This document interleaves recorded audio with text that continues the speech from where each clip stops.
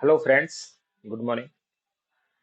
So today we will discuss about SQL Server database login and database user. तो आज हम बात करेंगे डेटाबेस लॉगिन क्या होता है और डेटाबेस यूजर क्या होता है। बहुत इंपॉर्टेंट क्वेश्चन है and as a security purpose भी आपको जानना चाहिए। तो आइए चलते हैं, मैं आपको बताता हूँ। तो सबसे पहले मैं आपको बता दूं आपकी नॉलेज के लिए कि जो डेटाबेस लॉगिन जो होता है उससे जो डेटाबेस लॉगिन होता है वो इंस्टांस लेवल की रिक्वायरमेंट जो होती है उसको पूरा करता है। सिक्वल लॉगिन आपको लॉगिन कराता है आपके सिक्वल सर्वर इंस्टेंस पे। और जो आपका डेटाबेस यूजर होता है वो डेटाबेस यूजर आपका क्या होता है, वो डेटाबेस लेवल पे होता है। आप मेरी बात को समझे, मैं यहाँ पे आपको प्रैक्टिकली दिखा रहा हूँ। यहाँ पे देखिए, सबसे पहले मैं लॉगिन कर लेता हूँ अपना ही सिक्वल सर्वर। देखिए, आप ये सभी जानते होंगे, ये जो मैंने अभी यहाँ पे क्लिक किया हुआ है ये हमारा इंस्टेंस है। E1SP276 इक्वल सर्वर 2, ये मेरा एक इंस्टेंस हो गया। ठीक है, तो लॉगिन क्या होता है, यहाँ पे ये जो लॉगिन होता है ये क्या काम करता है, ये इसमें एंट्री करा देता है आपको। आप लॉगिन से जब इसमें एंट्री कर लेंगे तो ऐसा नहीं है कि आप डेटाबेस भी यूज कर सकते हैं। नहीं, उसके लिए आपको डेटाबेस यूजर की जरूरत पड़ती है। जैसे कि मैं आपको एक एग्जांपल दूं। आप जैसे सोचते होंगे, किसी मान लो एक बिल्डिंग में, आपने एक बिल्डिंग में जाना है, तो आपको मेन गेट का कोई की दे दे। मेन गेट की जब आपके पास होगी तो आप उस बिल्डिंग में एंट्री कर लेंगे। लेकिन उस बिल्डिंग के अंदर अलग अलग रूम बने हुए हैं। ठीक है, तो यहाँ पे क्या है, हमारे अलग अलग डेटाबेस है। तो जैसे वहां पे अलग अलग रूम बने हुए हैं, तो हमको किसी रूम के अंदर एंट्री करने के लिए उस रूम की भी की चाहिए। समझे मेरी बात को? तो लॉगिन आपको एंट्री करा देगी आपके इंस्टेंस पे, और आपका जो डेटाबेस यूजर होता है वो आपको एंट्री कराएगा आपके सेपरेट रूम में। समझ रहे हो? बिल्डिंग, आप इस चीज को समझिए, बिल्डिंग में एंट्री के लिए लॉगिन एंड रूम के एंट्री के लिए आपको यूजर। तो मैं आपको प्रैक्टिकली करके दिखाता हूँ यहाँ पे। जैसे कि मैं यहाँ पे एक लॉगिन क्रिएट करता हूँ, न्यू लॉगिन। ठीक है, यहाँ पे मैं इसका रख देता हूँ XYZ, लॉगिन कर देते हैं XYZ लॉगिन। ठीक है, यहाँ पे लॉगिन दो तरीके के होते हैं। ठीक है, एक होता है विंडो ऑथेंटिकेशन लॉगिन, जिसमें आपको क्या होता है, विंडो ऑथेंटिकेशन के लिए आपको विदाउट एनी परमिशन, आपको जो विंडो में यूजर बने होंगे उस यूजर से आप यहाँ पे विंडो ऑथेंटिकेशन के यूजर के थ्रू अपना डेटाबेस एक्सेस कर सकते हैं। यहाँ पे आप उसी यूजर को क्रिएट कर सकते हैं विंडो ऑथेंटिकेशन के थ्रू, जो आपका यूजर ऑलरेडी विंडो पे बना हुआ होगा।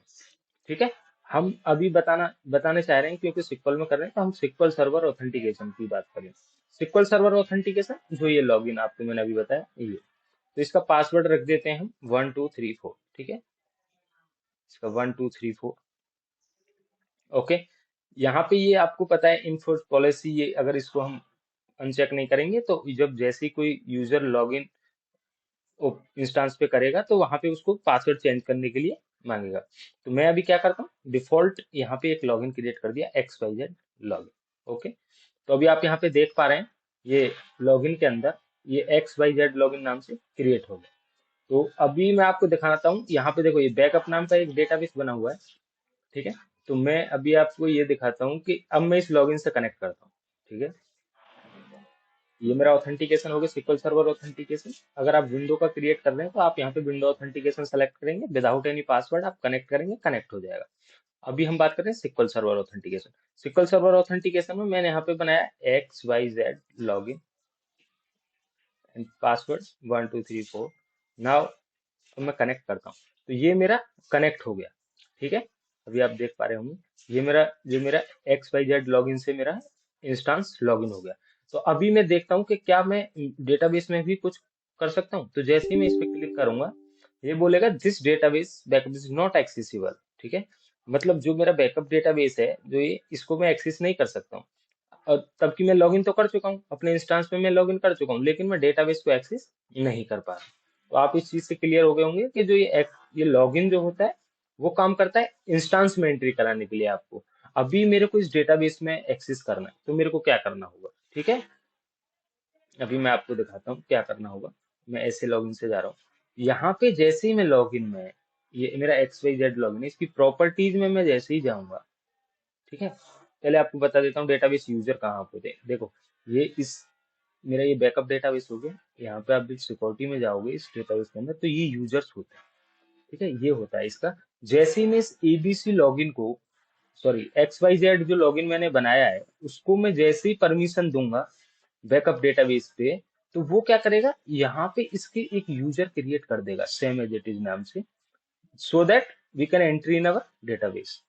तो अभी मैं देखो XYZ लॉगिन की प्रॉपर्टीज में जाता हूँ, ये मेरा XYZ लॉगिन हो गया।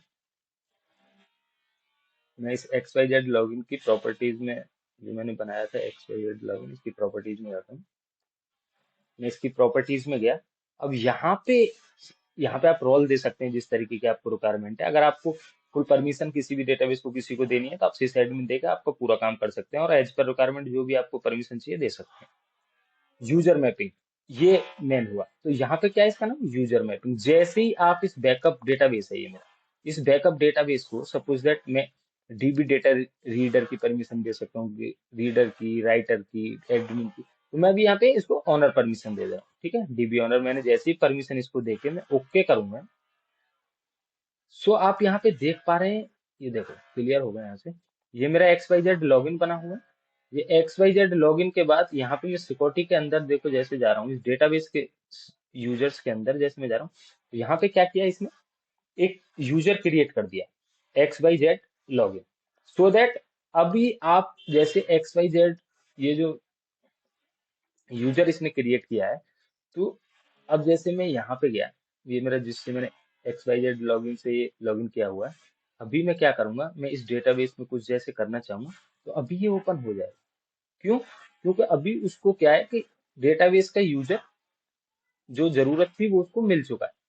अब यूजर की जरूरत कहाँ पे, अगर मान लो मेरे को कोई यहाँ पे, जैसे मैं आपको दिखाता हूँ, ये बैकअप डेटाबेस है, इस सिक्योरिटी के अंदर गया मैं, लॉगिन से नहीं, सॉरी, बैकअप के अंदर, डेटाबेस के अंदर, सिक्योरिटी के अंदर, यूजर के अंदर। तो अगर मान लो मेरे को एक यूजर न्यू क्रिएट करना है, ठीक है, तो मैंने यहाँ पे न्यू यूजर क्रिएट किया अभी लॉगिन से कुछ, तो यहाँ पे आप जैसे ही देखेंगे कि यूजर नेम दिया मैंने ABCD, ये यूजर नेम हो गया। तो ये यहाँ पे मेरे को पूछेगा आप किस लॉगिन से आप इसको कनेक्ट कराना चाहते हैं, ठीक है। जैसे कि मैं यहाँ पे जाके मान लो यहाँ पे ब्राउज करूंगा जैसे लॉगिन, यहाँ पे जितने भी एंटी ऑथेंटिकेशन ऐसे हमारा ABC लॉगिन एक बना हुआ है, ये इस लॉगिन से कनेक्ट करना चाहते हो, या जैसे XYZ भी दिखेगा इसमें, ये XYZ लॉगिन से कनेक्ट करना चाहते हो या किससे कनेक्ट करना चाहते हो। तो इससे बेनिफिट क्या होता है कि अगर आप यहाँ पे यूजर क्रिएट करेंगे, तो आप यहाँ पे यूजर क्रिएट करने से आपको बताना पड़ेगा कि आपको ऑलरेडी आपने लॉगिन किसी सिस्टम की बना बना रखा है, आप बार बार लॉगिन नहीं बनाना चाहते, और डिफरेंट डिफरेंट यूजर को अलग अलग यूजर देना चाहते, ठीक है। आपका लॉगिन सेम रहेगा, और आप यूजर डिफरेंट डिफरेंट बनाते रहेंगे, and provide to user, provide to जो भी आपसे मांगता है उसको आप यूजर बना बना के दे सकते हैं। तो आपका लॉगिन आपको नहीं बनाने पड़ेंगे, ये उसी लॉगिन से कनेक्टिविटी आपका करता रहेगा। तो अभी इसका बेनिफिट क्या होगा, अब देखो, अगर आपको कोई इस लॉगिन लेवल पे परमिशन देना है, तो आप इस लॉगिन की, सॉरी ये तो सिक्योरिटी के अंदर चला गया मैं, यहाँ पे ये लॉगिन के अंदर जैसे मैं जाऊंगा, और मैं इस XYZ लॉगिन पे अगर कोई परमिशन देता हूँ, तो मेरे जितने भी उस बैकअप डेटाबेस में जो यूजर बने हुए हैं, ये उन सभी यूजर्स पे वो काम, सर्वर, सपोज दैट मैंने यहाँ पे सर्वर एडमिन दे दिया, तो इस लॉगिन से जितने भी मेरे यहाँ पे इस डेटाबेस के अंदर ये जो यूजर्स हैं, जितने भी मेरे यूजर कनेक्ट हैं, वो परमिशन उन सब पे चली जाएगी।